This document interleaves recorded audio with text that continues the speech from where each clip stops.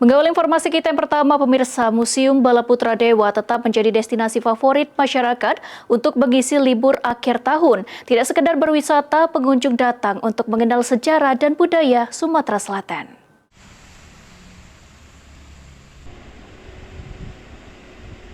Momen libur akhir tahun 2025, Museum Negeri Sumatera Selatan atau Museum Bala Putra Dewa yang memamerkan 20.000 koleksi peninggalan sejarah dan budaya Sumatera Selatan masih menjadi destinasi wisata favorit warga baik dari dalam maupun luar kota Palembang.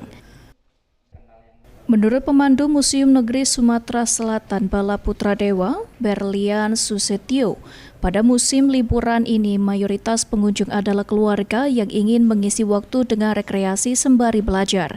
Pada momen liburan ini, harga tiket masuk tidak mengalami kenaikan, yakni tetap dibanderol dengan harga Rp2 hingga Rp3.000 untuk pelajar, Rp5.000 untuk umum. Bukan hanya lingkup Sumsel saja yang bisa berkunjung ke sini, tapi dari luar daerah, Curup. Ada kemarin terakhir itu ketika saya jaga tiket itu ada yang dari Sumbawa, Nusa Tenggara Barat, ada yang dari Kalimantan gitu. Jadi kan senang, berarti informasi museum kita itu sampai ke seluruh Indonesia seperti itu ya, kurang lebih. Jadi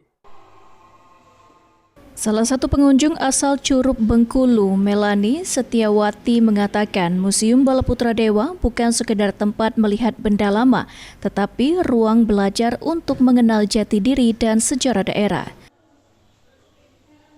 Kami dalam rangka untuk liburan. Iya, liburan bareng-bareng. Terus kami sebagai anak muda itu tertarik untuk melihat apa itu namanya?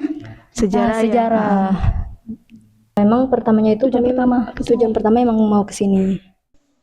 Melani berharap museum ini terus menjadi destinasi favorit sekaligus sarana edukasi bagi generasi muda di masa mendatang. Muhammad Aidil, PAL TV.